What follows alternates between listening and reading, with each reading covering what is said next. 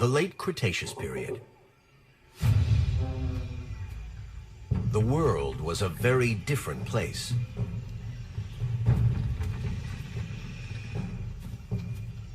Our earliest primate ancestors hadn't yet appeared. It was a world dominated by dinosaurs. A world ruled by this enormous predator, Tyrannosaurus rex. Over 40 feet in length, 13 feet tall at the hips, and weighing more than 7 tons. T-Rex had teeth a foot long and a bite force of over 12,000 pounds, the most crushing of any known land predator.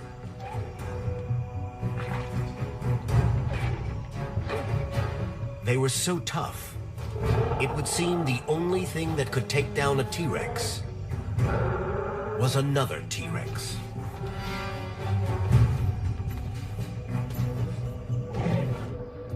Dr. Philip Manning, professor of natural history at the University of Manchester in England, is obsessed by these animals' uncanny ability to survive.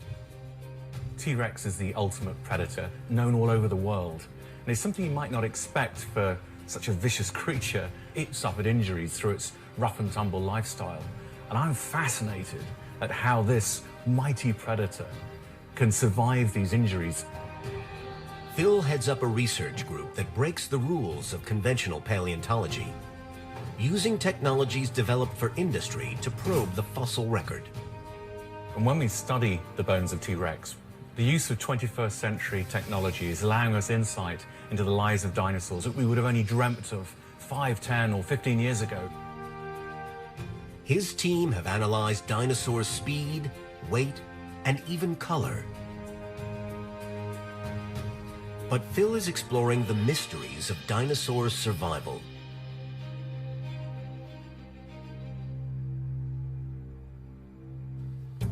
Phil's traveled to the Houston Museum of Natural Science to learn more about the serious injuries these near-invincible dinosaurs sustained and how they were able to survive them. Oh, David, good to see you. Phil, welcome to Houston. Let's take me to your dinosaurs, sir. Go ahead and look.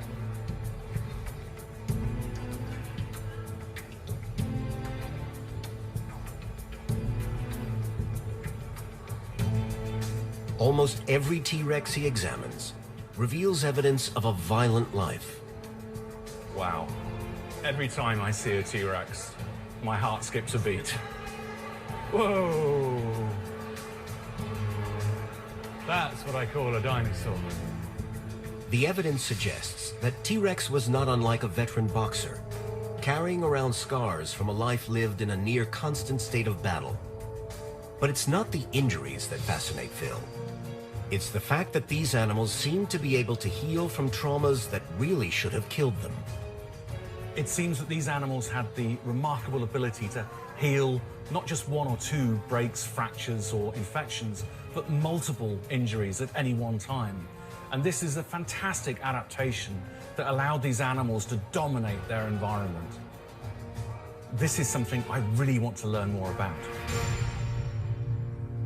To start that process, Phil wants to find the most obvious example of a severe injury he can. which is why he's here at the Museum of Natural Science.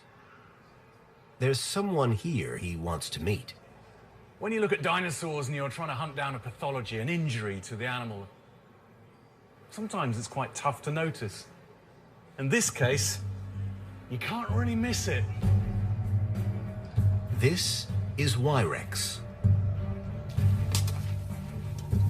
Y-Rex was discovered in Montana in 2004.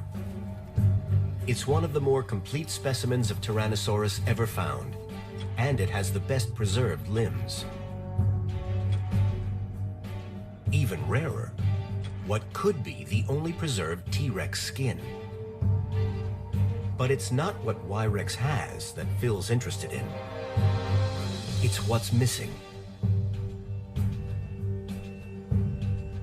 A T-Rex is supposed to have about 20 feet's worth of tail, but Y-Rex's comes to an abrupt end at 5 feet.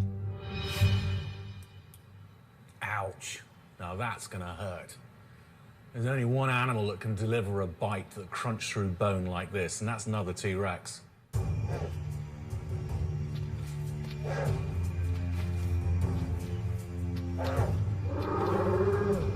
Phil believes that Y-Rex must have been involved in a momentous battle. Injuries on specimens show that tyrannosaurs often fought, biting aggressively at one another's faces. Tyrannosaur tails anchored the huge thigh muscles that gave them power and speed. They acted as a counterbalance and a steering device to help them make quick turns. But the tail was also the most vulnerable part of T-Rex's body. It stood little chance against 8-inch bone-crushing teeth. Y-Rex's foe inflicted a massive injury on him, severing more than 2/3 of its tail. The pain and blood loss must have been tremendous. This much we know, but what we don't know is whether Y-Rex died from the injury or survived.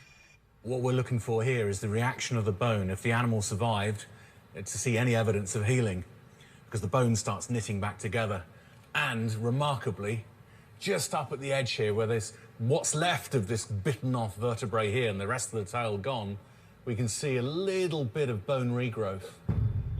It's incredible that a wound of this magnitude didn't kill Y-Rex outright. If he had died from this wound instantly, there would have been no signs of bone regrowth. So there's evidence he was on the path to healing and maybe survival. So it's just possible this animal walked away from such a catastrophic injury. But even if the fossil could tell us if Y-Rex did heal, it still doesn't explain how it managed to get up and walk away from it all. T-Rex is a beautifully balanced system. If you're going to remove a large portion of its balancing tail, it's got two options. Option one, face plant the ground, and it won't live very long, or it's going to change the way it has its center of mass over its feet. Phil can't tell how the loss of his tail would have impacted his balance just by looking at the bones. He'll need a little help. He's one of a new breed of paleontologists who take advantage of new technologies to learn more about dinosaurs and their world. Technologies like LiDAR, which stands for Light Detection and Ranging. It's a state-of-the-art mapping system. LiDAR is a laser scanning technology which has been used by multiple industries for mapping surfaces. And we saw this technology and thought, hang on, paleontology should be getting a slice of the action here. And we've deployed it in many, many different ways, mapping our own dig sites, but also now in capturing three-dimensional representations of dinosaurs. Exactly what Phil needs to help him gauge the effect Y-Rex's injury might have had on its ability to walk. To map an object, the LiDAR fires infrared beams and measures distances from any surface with accuracy to within a fraction of an inch. It does this fifth. So with all of these points, it builds up a three-dimensional image of whatever you're scanning. By LiDARing this skeleton, we can see whether it can actually walk. If you can walk, you can get away. And getting away as fast as you can is exactly what Y-Rex would have needed to do, if he had the strength.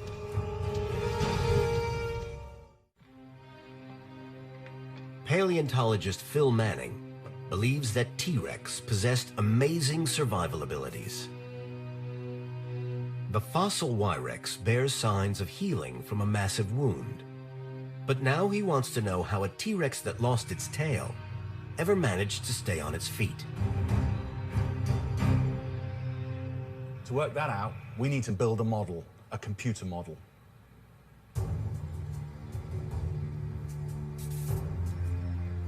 The beauty of having a virtual Y-Rex is that it's as close as Phil can get to a portable dinosaur that he can transport anywhere for computer analysis. He's flown back to his home university in Manchester to upload the data to a colleague's computer. Biomechanics expert Dr. Bill Sellers can now use his 3D modeling expertise to analyze the wounded Y-Rex's movement and its ability to balance.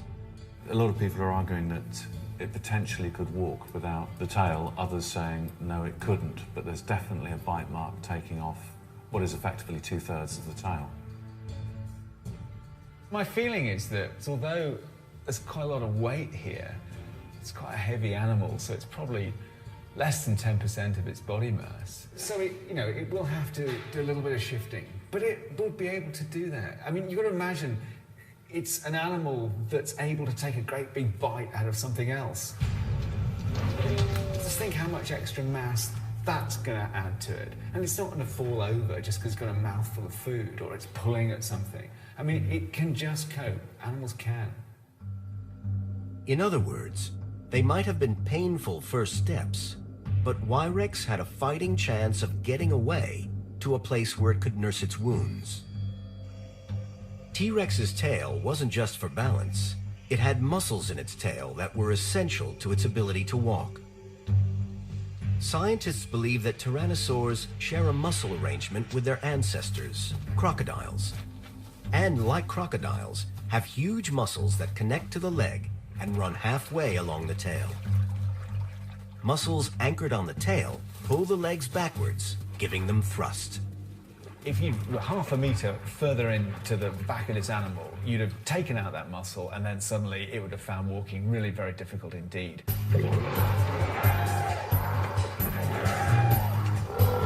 Despite his close call, Bill Sellers believes that Y-Rex could have gotten away from its attacker. Even so, what happened then? How could it have survived for long with such a massive injury? Especially in the unforgiving kill-or-be-killed badlands of the Cretaceous. That's what Phil needs to find out. But as he pursues his investigation, he has to confront a problem every T-Rex expert has had to deal with. Paleontologists simply haven't unearthed as many remains of T-Rexes as they have of some other dinosaurs. But Phil may have found a solution. Hidden away in the private vaults of this museum in Indianapolis. There's a dinosaur here. Not a T-Rex, but one that is closely related enough to help him provide the answers he's looking for. Sharp teeth, powerful jaws, and a taste for meat. This is my favorite because it's possibly the ugliest dinosaur in terms of the injuries it's acquired. And it's these injuries that tell a fantastic story about how tyrannosaurs really were top survivors. This was Gorgosaurus. This dinosaur belonged to the same family as T-Rex and inhabited the same areas in North America, just about 5 million years earlier. Scientists have found many Gorgosaurus specimens. It too was an apex predator of its time. It too has the scars to prove it. Phil wants to perform a little dino CSI to see just how far its healing abilities could go. Let's start with the tail in this particular dinosaur. Now, on one side, you can see in these two vertebrae from the tail that they look quite normal. It's only when you flip it to the other side, you start seeing that there's this huge growth of bone running between the two separate vertebrae, literally fusing them together.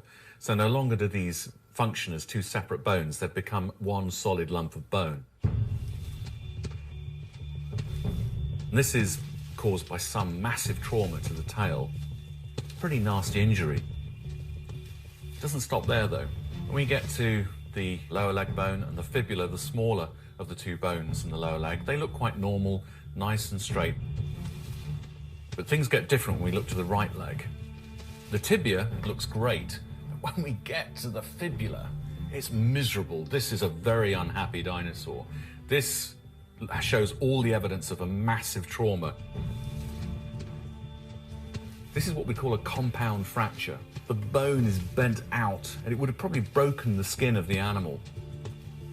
And there's usually massive infection as a result of such injuries.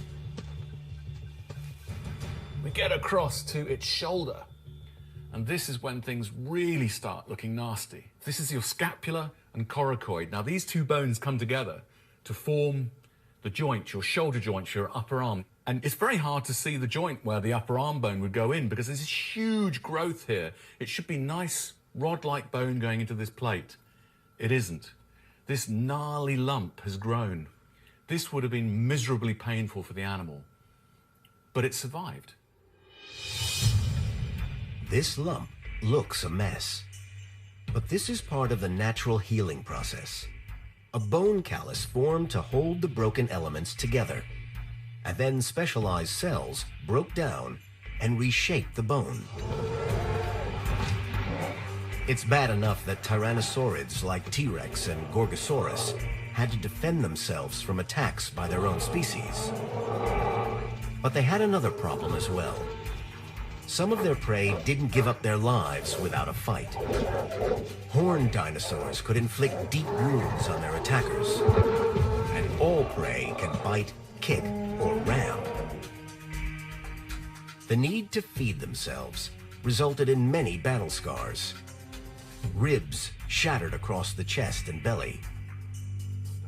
Fragments of bone smashed from the thigh. And an infected jaw. The pathologies that we see on the front of the jaw, the ones in the limbs, the forelimbs, the tail, how can an animal survive one or two of these? But all of these, any animal on the planet today would have a real struggle for survival. This animal flourished. So far, however, this Tyrannosaur fossil has raised more questions than she's answered. We know that this family of predatory dinosaurs was hardwired to survive at any cost. But Phil still doesn't know how.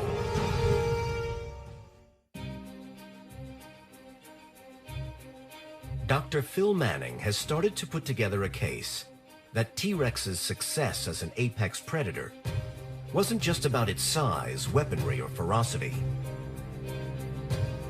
It was also, despite being injured more than once over its lifetime, very hard to kill. But why? Bones can only tell him so much. But there may just be another way to pierce the veils of time. When you study dinosaurs, it can be very frustrating because, of course, there's no living dinosaurs. You've got to look for some kind of modern comparison to help understand what's going on. Dinosaurs are bracketed either side on their descendants, the birds, and their ancestral stock, which is including alligators and crocodiles. So if we can study the healing processes in the bones of crocodiles, alligators, and those of birds, we can have a fairly good idea of what we can constrain in terms of the healing processes that we're seeing in dinosaur bones. Crocodilians look like they belong deep in the prehistoric past. But the similarities are more than skin deep. Dr. Bob Backer is curator of paleontology at the Houston Museum of Natural Science. He's worked to change the world's opinion on dinosaurs, challenging established theories, and bringing the complex creatures to life with often radical ideas. T-Rex is a complicated animal, complicated in the hearing and seeing, complicated in that, like any apex predator, lunge fights back. It could be kicked in the snout. It could be gored in the gut by a triceratops. The terrible injuries you see in T-Rex, which seem to be healing in most specimens, demand an explanation. Part of the explanation can come from a simple experiment. You need some bull alligators and a chainsaw. Cut that tail off and cut off one of the legs. A lot of those terrible wounds will heal naturally.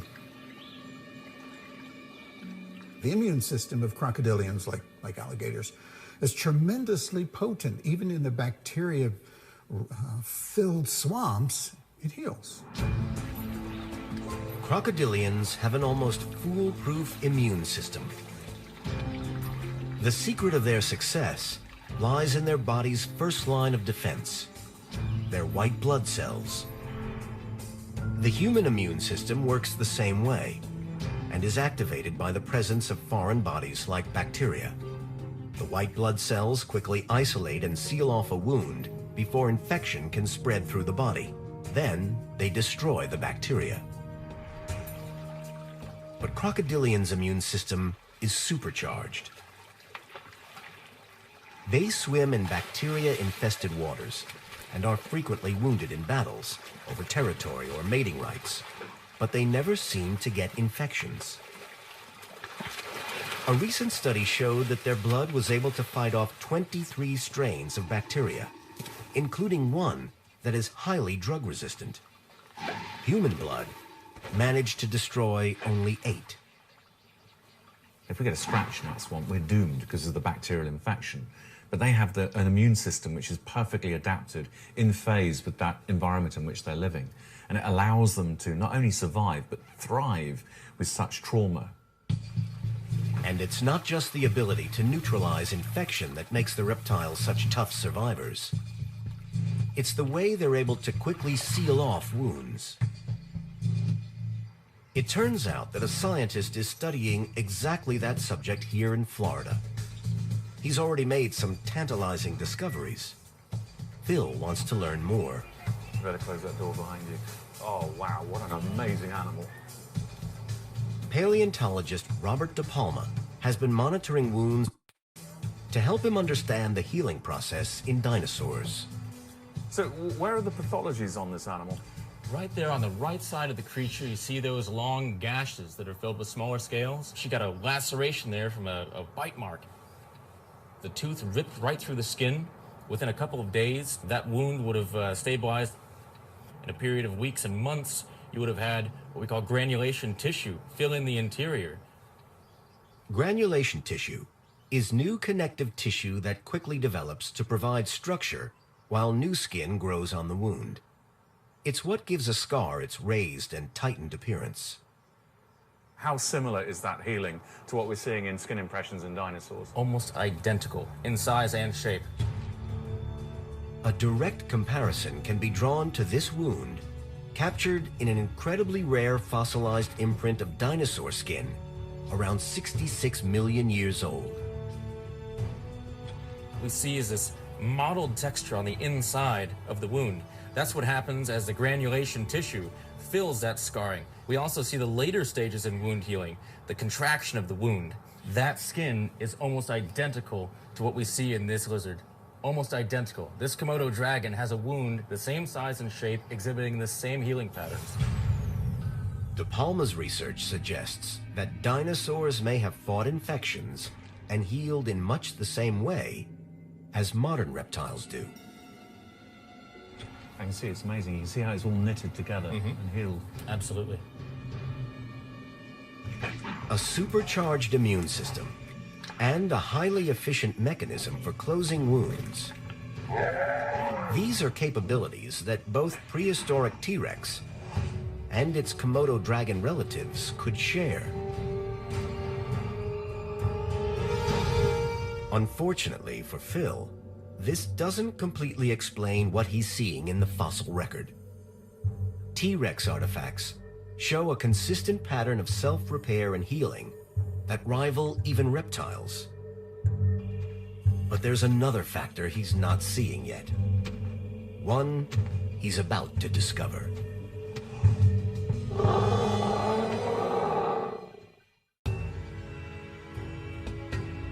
Dr. Phil Manning has found one possible explanation for how the Tyrannosaurus was able to heal from frequent and massive flesh wounds.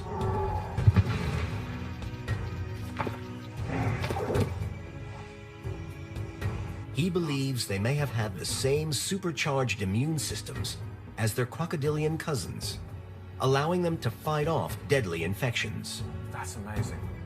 But there's another piece to the puzzle of dino survival. Tyrannosaurs had a remarkable ability to repair numerous traumatic fractures, something their cold-blooded relatives, with their slow metabolisms, can't do. So what gave the T-Rex this unique healing power? The only way to know for certain is through the science of bone histology, the study of the microscopic anatomy of bone cells. Bone histology can reveal a lot of information that looking at the bone itself you can't get. So this includes things like how fast the animal was growing, how old it was when it died, and even was it warm-blooded or cold-blooded. Dr. Woodward Ballard has ground a slice of T-Rex bone so thin that it's translucent. This will allow her to see microscopic structures within the bone. Structures that should tell her exactly how T-Rex was able to heal its broken bones, and if it had a fast or slow metabolism. Taking a look at bone fracture histology, you see a lot of disorganized tissue around the break if it's healed during the dinosaur's life. And this rapid deposition of tissue suggests to us that this is a bone callus. And since these bone calluses are found in animals today with elevated metabolisms, we can infer that dinosaurs had an elevated metabolic rate. Metabolism is the rate at which chemical reactions happen in the body, including growth and healing. Birds, the descendants of dinosaurs, have fast metabolisms, grow quickly, and are warm-blooded. Their bones also heal more rapidly than alligators, with whom they share common ancestors. What we can tell from looking at the modeled appearance of the bone here is that this animal is growing rather quickly. Dr. Woodward Ballard's T-Rex bone analysis points towards one extraordinary conclusion. This animal is growing more like what we see in birds and mammals and less like we would see in something like an alligator. This recent revelation has changed our entire understanding on how T-Rex was able to heal so efficiently. Maybe this was the perfect storm in terms of healing ability, having both the rapidity of healing that we see in birds, but this amazing immune system that we see in alligators.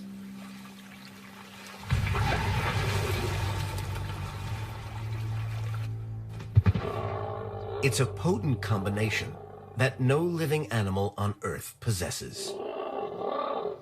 And another key to T-Rex's resilience. But it also poses another mystery. If the T-Rex, like birds today, had a fast metabolism, it must have had to hunt for food frequently in order to survive. Phil's earlier 3D LiDAR scan of Y-Rex showed him that despite losing more than half of its tail, the wounded dinosaur would have still been able to walk. But could a T-Rex, with such a traumatic injury, still chase down prey and fight to the death? To find out, he sent the data to movement expert Scott Persons. The tail of a Tyrannosaurus rex is responsible for providing all the locomotive oomph, great big muscle in the tail that powers the legs.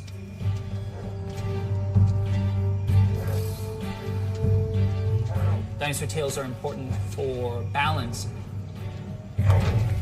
You can throw your tail from side to act as a counterbalance to help you pivot and make tight turns.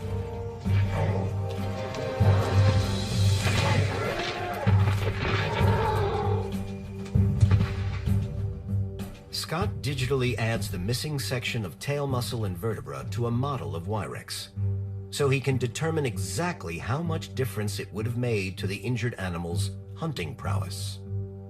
So this is a model constructed using the LiDAR data for Y-Rex.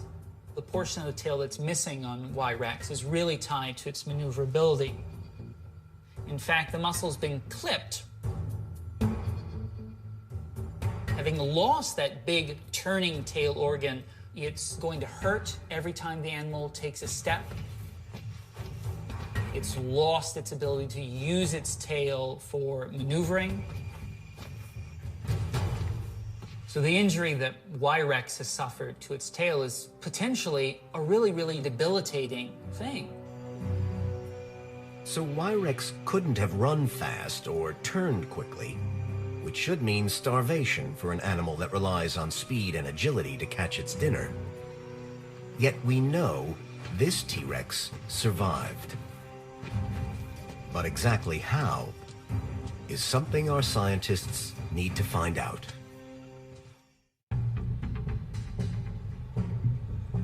Paleontologist Phil Manning is on a mission to uncover how tyrannosaurs were able to survive devastating injuries. Injuries that should have killed them. He's on his way to the Black Hills Institute in South Dakota to meet a man who knows more than a thing or two about T-Rex. Pete is a remarkable individual who's dug probably more T-Rex than any other man on the planet. And the insight that he brings to studying Tyrannosaurus rex is quite remarkable. Like Phil, Pete Larson's a paleontologist who believes T-Rex had rapid healing abilities, which meant they may not have been cold-blooded creatures after all. Tyrannosaurs are very, very closely related to living birds. They have a one-way respiratory system. Their blood system was like living birds, had a much more efficient way of delivering oxygen to the body. These guys had a very high metabolism. In fact, they probably had a very high body temperature that they were able to maintain. The Black Hills Institute houses one of the largest collections of T-Rex specimens in the world. I've never seen so many Rex skulls in a single place. How many have you got here? Oh, we have nine. Nine of the about a dozen decent skulls. We've got nine casts here. That's just been greedy. Not surprisingly, these specimens include many bruised and battered ones. And like Phil Manning, Pete has been wondering how these creatures would have been able to hunt for food with such serious injuries. Some of the injuries we see, for instance, a broken leg on a Tyrannosaurus rex, that would be pretty incapacitating. So how is this animal who needs to eat, has a fast metabolism, how is it going to survive? This leads to a radical theory that just might answer that question. If you have something that's going to not allow you to chase another dinosaur, a broken leg, for instance, that means perhaps someone is bringing you food, either their mate or family members or members of their tribe. The idea that T-Rex actually worked in groups is hotly debated and not widely accepted. So is there any evidence to support this theory?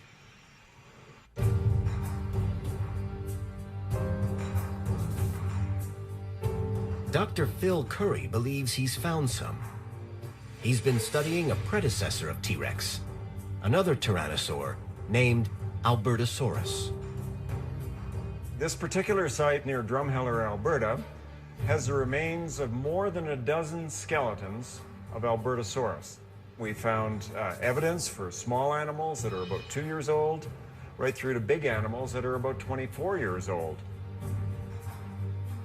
The fact that these animals were found in exactly the same place is a good indication that at the time they died together. And the fact that they died together is also a very good indication that they were probably living together up to the time that they died. This is an extraordinary revelation. The common view of the T-Rex paints a picture of a fearsome, solitary creature, dominating a primitive landscape.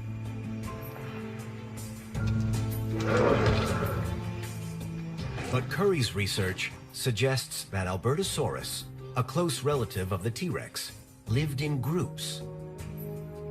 Just like their descendants, the birds, they may have been social animals. And if they lived in groups, it's quite possible that they hunted in groups too.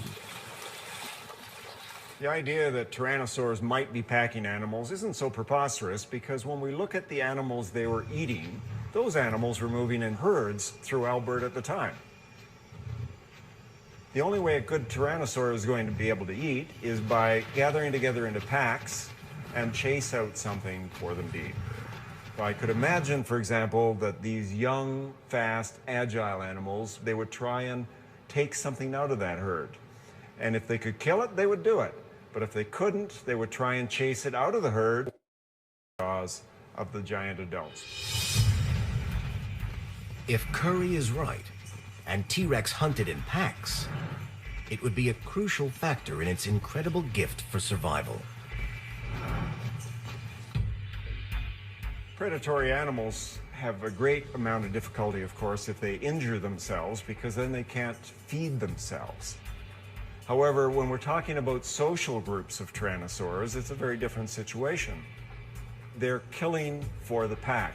And this would include an animal that had been injured, that was incapable of feeding itself under normal circumstances, and it would give it a chance to heal before it had to hunt again by itself. Having a powerful immune system, turbocharged by a high metabolism, could give the Tyrannosaurus almost superhero resilience. If they joined forces and hunted in packs, these massive creatures would be an almost indestructible force. And if the pack also hunted for an animal injured in the line of duty and kept it safe from attack, it's no wonder that T-Rex was king. But there is another survival strategy still to consider. One that seems to work for other species, even humans. One based on a much closer bond. Dr. Phil Manning is almost at the end of his quest for the secret of T-Rex's extraordinary survival skills under the most brutal conditions imaginable. What he's theorized from the dinosaur's battle-scarred bones and the fossilized tissue samples is both intriguing and controversial.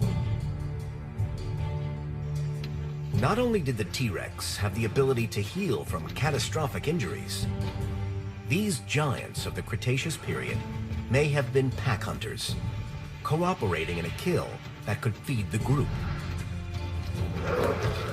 It's a theory that undermines the image of the T-Rex as the solitary predator. This cooperative social structure could have meant the difference between life and death for a wounded animal, unable to hunt for itself. It's also a trait we see in the dinosaurs' modern-day relatives. When you look at modern animals, we can see cooperative hunting that exists in everything from fish to mammals. So for example, if you look at Komodo dragons usually aren't considered to be social animals, nor are crocodiles. And yet those animals do cooperate when it comes to feeding on large prey sometimes. Birds too, whether it's pelicans driving a fish shoal or bald eagles preying on other birds.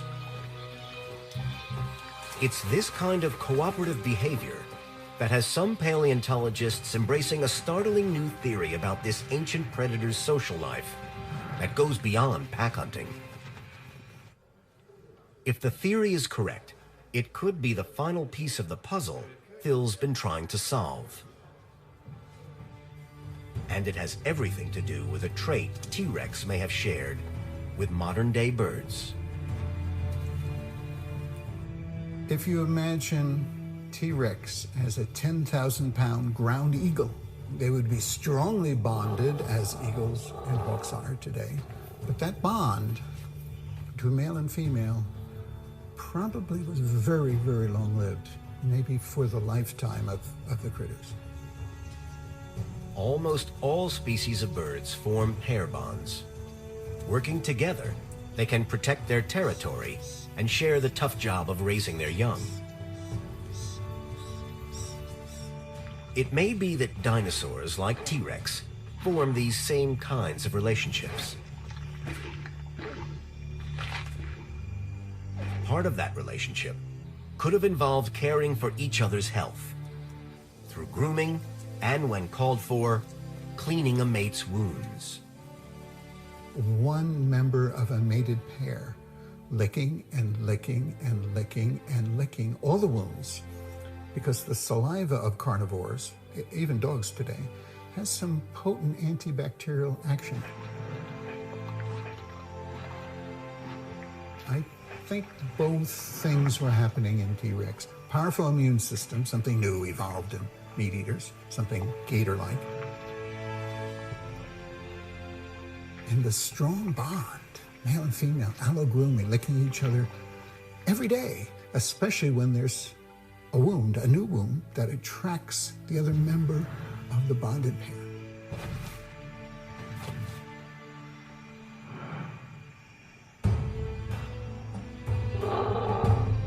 Tyrannosaurus rex ruled 66 to 68 million years ago, before many mammals had evolved, and long before truly modern humans appeared, just 150,000 years ago.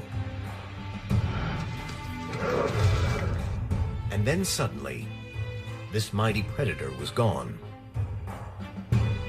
The extinction event that wiped out the dinosaurs also destroyed 3/4 of all life on the planet. But buried in the earth is a stunning record of dominance and survival against all odds. It's a story we're only beginning to understand, of complex prehistoric creatures whose resilience may contain surprising lessons for our own human survival.